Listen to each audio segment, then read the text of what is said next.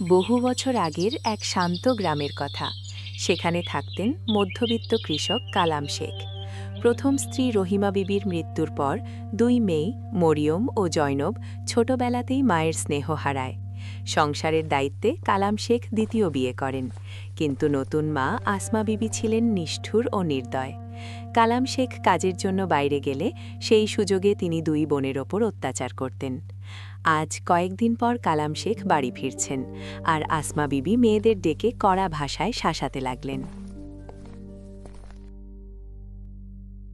এই তোরা শোন, এদিকে আয়। আজ তোর বাপ ফিরছে, খবরদার। তার আগে যদি দেখি উঠোন ঠিকমতো ঝাড়ু দেওয়া হয়নি বা রান্নার জন্য কাঠ কাটা বাকি আছে, তাহলে হাড়গোড় ভেঙে দেব। তোরা জানিস তো, আমার মেজাজ খারাপ হলে আমি কাউকেই ছাড় দিই না। ঠিক আছে মা, আমরা এখনই সব গুছিয়ে ফেলছি, আমাদের উপর রাগ করবেন না। কিন্তু মা, আমাদের বড় খিদে পেয়েছে। কাল দুপুর থেকে পেটে কিছু পড়েনি। আজ কি এক মুঠো ভাত পাবো? কাজে ফাঁকি দিলে পেটে কিছু জুটবে না। আগে সব কাজ শেষ কর, সন্ধ্যায় দেখা যাবে। আর একটা কথা, তোর বাপ এলে যদি এসব নালিশ করিস, তবে তোদের এই গ্রাম থেকেই তাড়াবো। মনে রাখিস, এই বাড়িতে তোদের থাকার জায়গা আমার দয়াতেই আছে। ঠিক সেই মুহূর্তে বাইরে গরুর গাড়ির শব্দ শোনা গেল। কালাম শেখ বাড়ি ফিরেছেন। আসমা বিবি তড়িঘড়ি করে মুখের ভাব বদলে দরজার দিকে ছুটে গেলেন।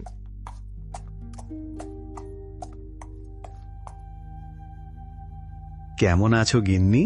ঘরদোর তো খুব পরিষ্কার লাগছে। আমার লক্ষ্মী মেয়েরা কোথায়? মরিয়ম, জয়নব, তোরা কোথায় রে মা? ওগো, তুমি তো এসেই মেয়েদের কথা শুরু করলে।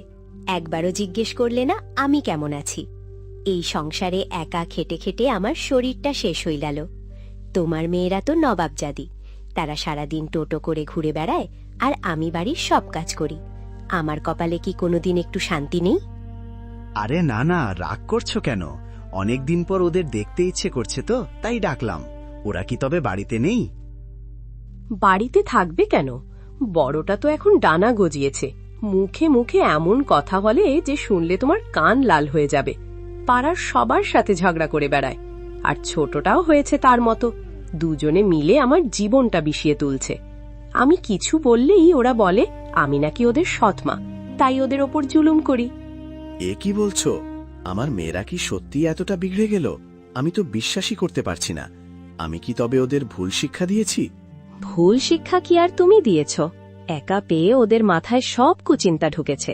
এখন তো শুনছি গ্রামের হাটে গিয়ে মানুষের জিনিসপত্র সরাচ্ছে। চুরির বদনাম যদি একবার হয়, তবে আমার মুখ দেখানোর জায়গা থাকবে না। আমি কত কষ্টে ওদের আগলে রাখছি তা শুধু আমিই জানি। চুরি? এই আমি কি শুনছি? কালাম শেখের মেয়েরা চোর হবে? না, এটা আমি মেনে নিতে পারছি না।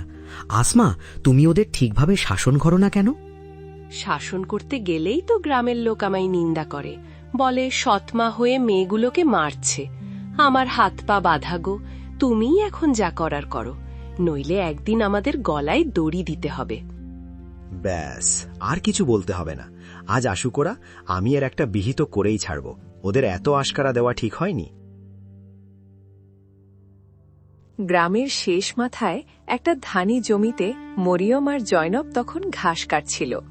বড় বোন মরিয়ম ছোট বোনকে সান্ত্বনা দিচ্ছিল।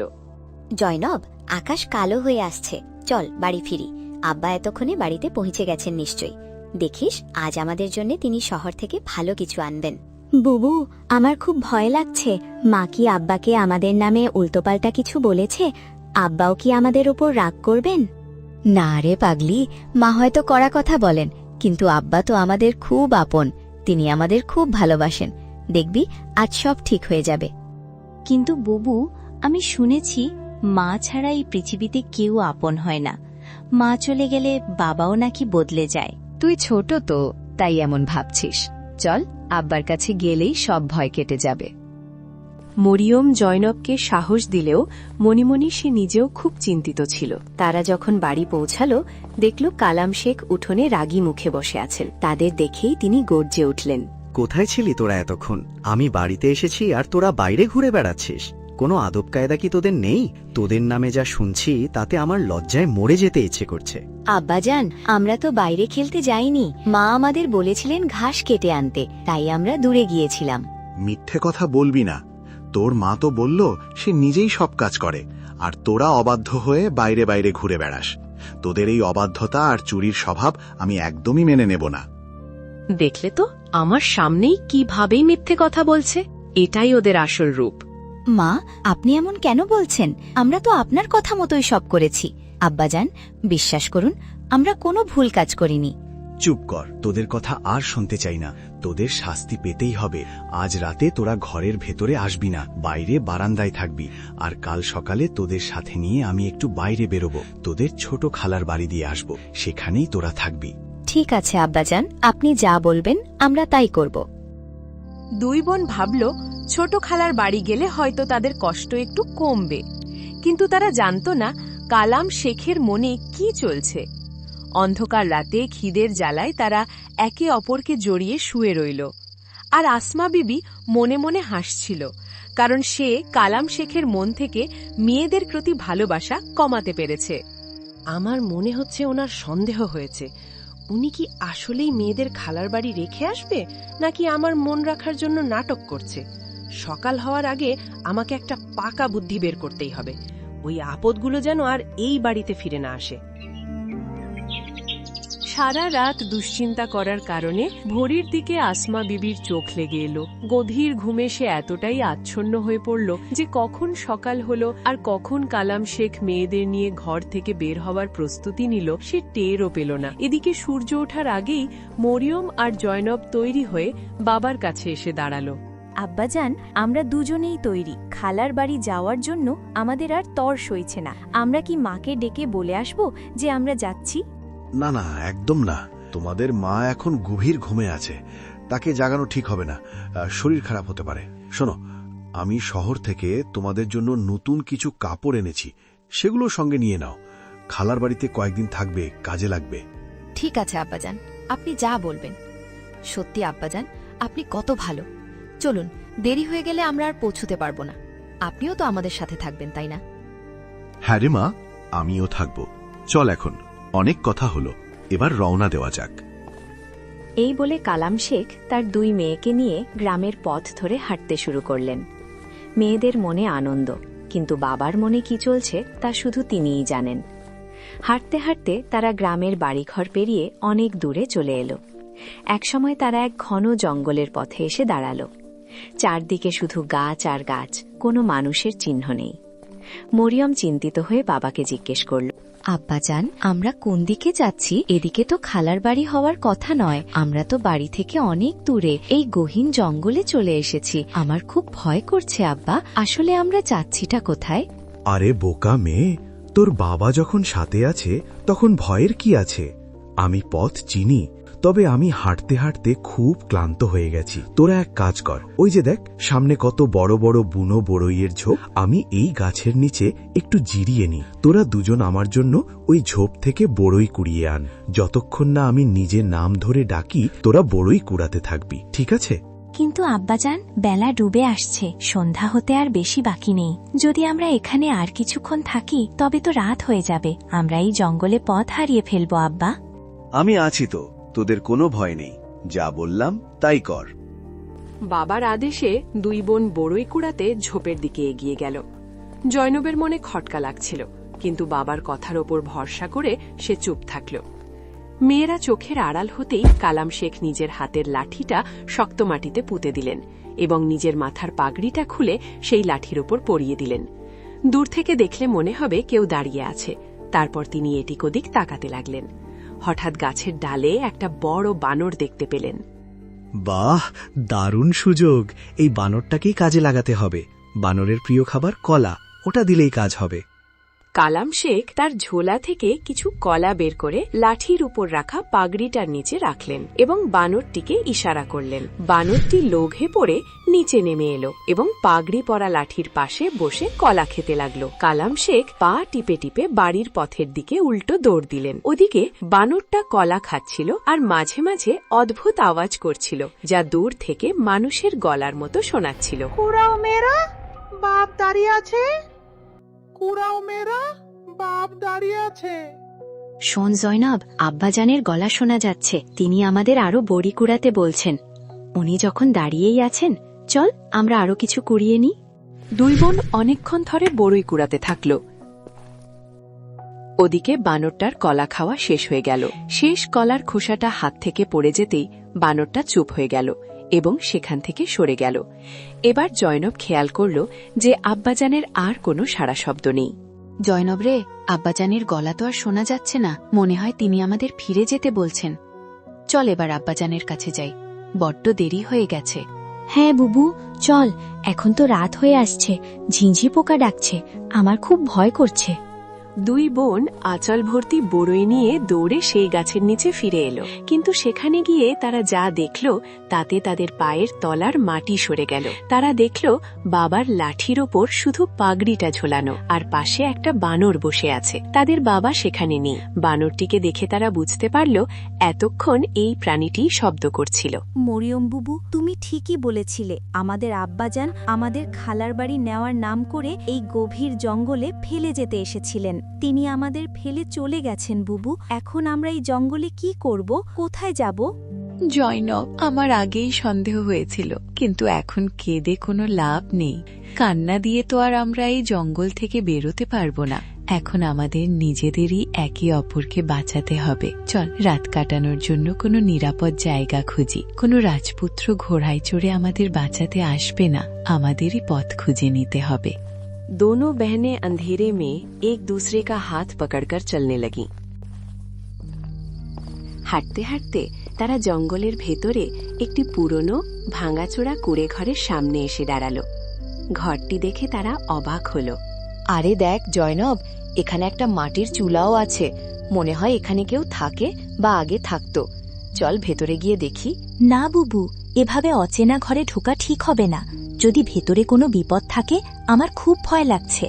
কিন্তু জয়নব, তুই বল, আমরা কি এই খোলা জঙ্গলে বাঘ ভাল্লুকের মুখে রাত কাটাবো? তার চেয়ে এই ঘরটা অনেক নিরাপদ। চল না, সাহস করে ভেতরে গিয়ে দেখি। হয়তো ওপরওয়ালা আমাদের জন্য কোনো ছাদ জুটিয়ে রেখেছেন। যদি থাকার জন্য কিছু না পাই, তবে বাইরের হিংস্র জানোয়াররা আমাদের ছিঁড়ে খেয়ে ফেলবে। তুমি ঠিকই বলেছ বুবু, ভয় তো খুব লাগছে, কিন্তু একটু ঝুঁকি তো নিতেই হবে, নইলে আমরা সারা রাত এই অন্ধকার জঙ্গলেই ঘুরপাক খাবো। চল বুবু, সাহস করে গিয়ে দেখেই নি, হয়তো ভেতরে আমরা কোনো আশ্রয় পেয়ে যাব।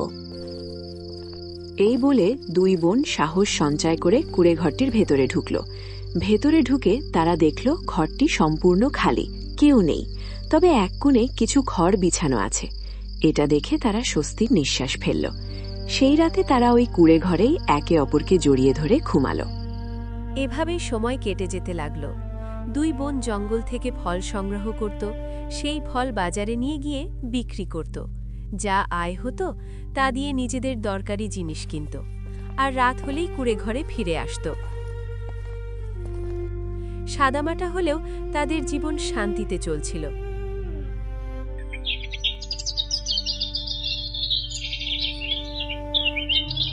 দেখতে দেখতে কয়েক বছর কেটে গেল। এখন দুই বোনই বড় হয়েছে, আর এত সুন্দরী হয়েছে যে কেউ দেখলে তাকিয়ে থাকত। একদিন সকালে বাইরে বের হওয়ার সময় জয়নব মরিয়নকে বলছিল,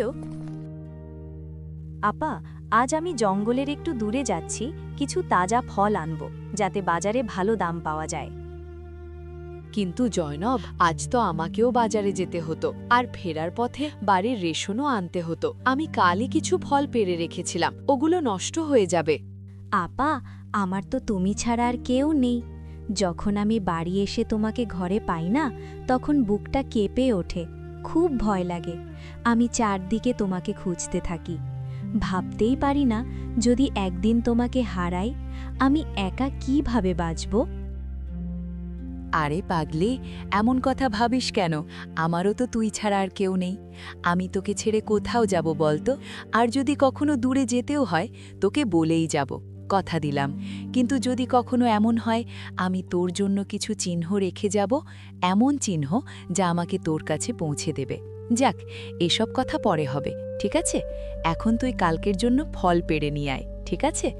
এই কথা বলে জাইনাব ফলের ঝুড়ি নিয়ে জঙ্গলের ভেতরের দিকে রওনা হলো। তারা দুই বোন এত সুন্দরী ছিল যে যখন সে বাইরে বের হতো তখন একটা চাদর দিয়ে নিজের মুখ ঢেকে রাখত, যাতে কেউ তার দিকে ভুল নজরে না তাকায়। সেদিন ভাগ্যের খেলায় সেই রাজ্যের বাদশা জঙ্গলে শিকারে বের হয়েছিলেন।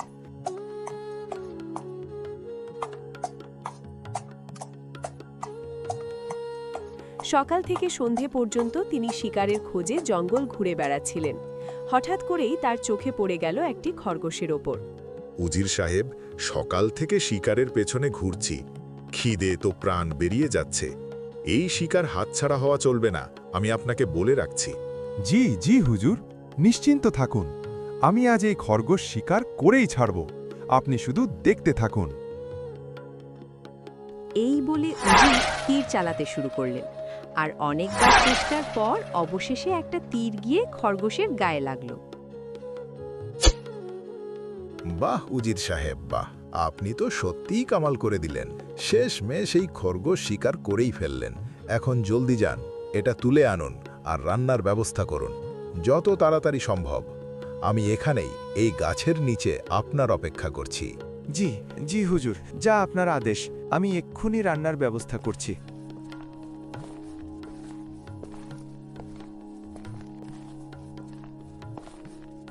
উজির আর দেরি না করে খরগোশটা তুলে নিলেন। তারপর আগুন জ্বালানোর জন্য জঙ্গলের ভেতরে খুঁজতে লাগলেন। এখানে জঙ্গলে আগুন কোথা থেকে পাবো? কোথা থেকে রাঁধবো আমি এই খরগোশ? এ তো অসম্ভব। তখনই উজির দেখলেন যে এক কুঁড়ে ঘরের বাঁশ থেকে ধোঁয়া বেরোচ্ছে। তিনি কাছে গিয়ে দেখলেন এক সুন্দরী তরুণী সেখানে একা বসে রান্না করছে। আরে, এত সুন্দরী মেয়ে আর জঙ্গলে, মনে হচ্ছে রান্না করছে। চলো, খরগোশটাও এখানেই রেঁধে নি। কিন্তু এই মেয়ে জঙ্গলে এখানে একা কি করছে? ও কি এখানেই থাকে? চলো গিয়ে ওকেই জিজ্ঞেস করি।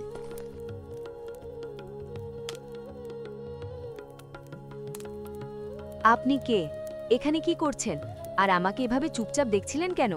এগোবেন না, নইলে আমি আপনাকে টুকরো টুকরো করে ফেলবো। এটা সাবধান বাণী নয়, মনে রাখবেন। আপনি আমাকে ভুল বুঝছেন, আমি এখানে আপনার ক্ষতি করতে আসিনি। আসলে ব্যাপারটা হলো, আমি একটা খরগোশ শিকার করেছি, তো ওটা রান্না করার জন্য আমার আগুন দরকার ছিল, তাই এখানে চলে এসেছি। আচ্ছা ঠিক আছে, আপনি রেঁধে নিন এবং রেঁধে জলদি এখান থেকে চলে যান। মরিয়ম এতটাই সুন্দরী ছিল যে উজির যখন খরগোশটা চুলায় চড়ালেন তখন তার মনোযোগ তার সৌন্দর্যে হারিয়ে গেল। এতটাই মগ্ন হয়ে পড়লেন যে খরগোশটা পুড়ে কয়লা হয়ে গেল, আর তিনি কিছুই টের পেলেন না। হ্যাঁ, এটা তো সব পুড়ে গেছে। আপনার মনোযোগ কোথায়? এখন এই পোড়া খরগোশ তুলুন আর এখান থেকে যান। হায়, এ কি হয়ে গেল? আজ তো বাদশা নামদার আমাকে মেরেই ফেলবেন। দেখুন, যান এখান থেকে। আপনি ইচ্ছে করেই নিজের খরগোশ পুড়িয়েছেন যাতে আমি আপনাকে কিছু খেতে দিই আর এখানে থাকতে বলি, কিন্তু এমন হবে না। আপনি এখান থেকে যান, নইলে আমি আমার কুড়াল নিয়ে আসব।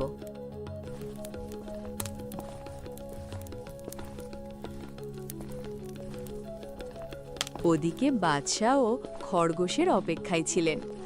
উজিরকে ফিরতে দেখে তিনি বললেন, উজির সাহেব, একটা খরগোশ রান্না করতে এত দেরি হলো কেন? আমার খুব খিদে পেয়েছে। খরগোশ কোথায়? উজির হাঁটু গেড়ে বসে কাঁপতে কাঁপতে বললেন, হুজুর, আমাকে মাফ করে দিন, এটা ইচ্ছে করে হয়নি। জেনে বা অজান্তে আমার ভুল হয়ে গেছে। সে এত সুন্দরী ছিল যে তাকে দেখে আমি সবকিছু ভুলে গিয়েছিলাম। কে এত সুন্দরী ছিল? কার কথা বলছো? আমাকে খুলে বলো। আর খরগোশ কোথায়? হুজুর, সে এখানে এক কুঁড়ে ঘরে থাকে। হুজুর, আপনি তাকে দেখলে খরগোশ কি সব কিছুই ভুলে যাবেন।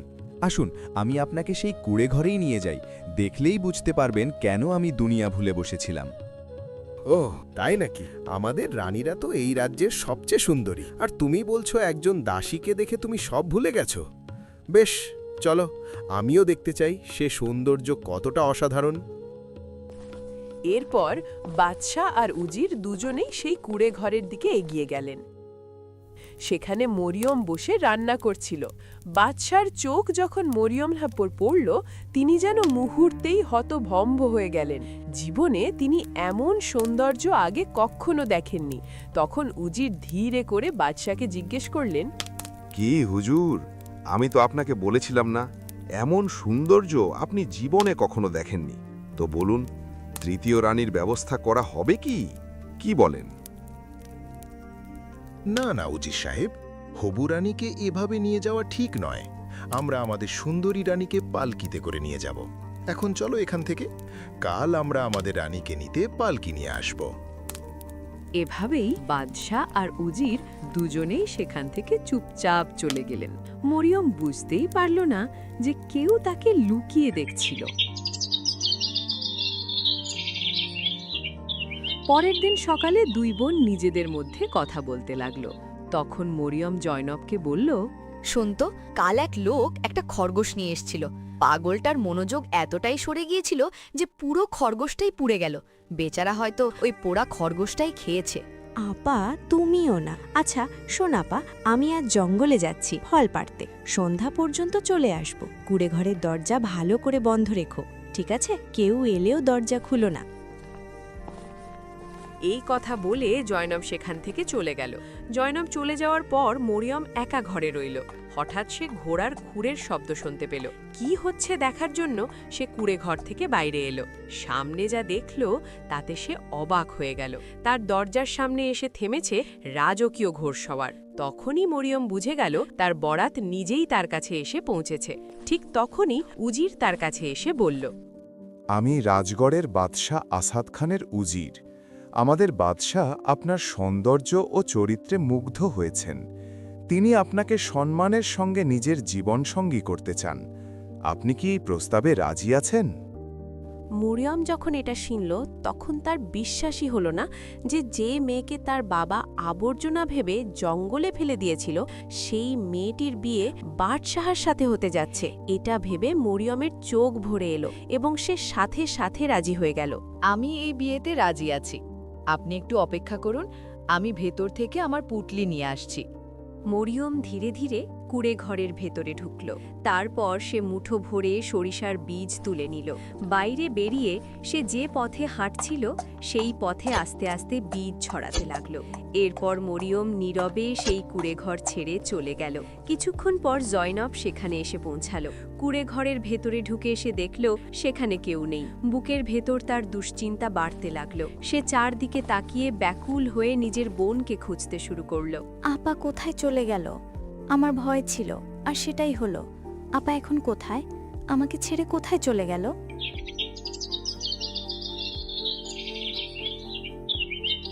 এভাবে মরিয়ম চলে যাওয়ার পর দুদিন কেটে গেল। মহলের জাঁকজমকের ভেতরে সে নিজের বোনের কথা ভুলতে লাগল।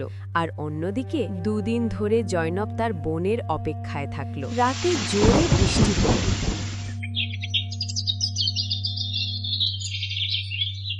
কিন্তু সকালে উঠে সে দেখল মাটির ওপর সরিষা গাছের এক লম্বা সারি তৈরি হয়েছে।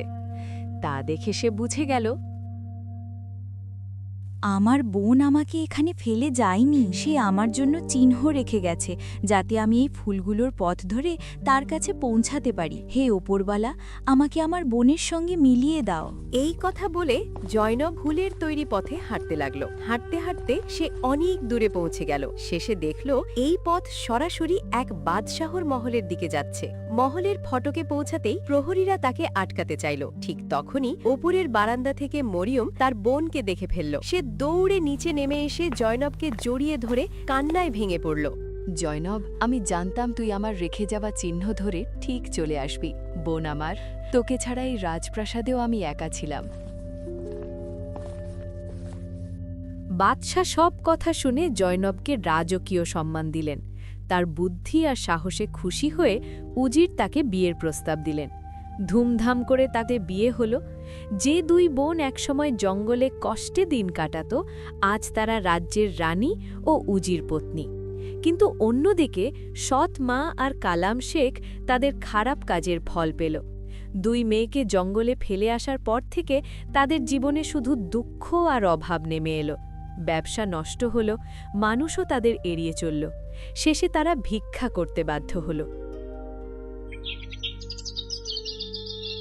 একদিন তারা শুনল এই রাজ্যের রানী খুব দয়ালু, তাই ছেঁড়া কাপড় পরে তারা রাজপ্রাসাদের সামনে এলো।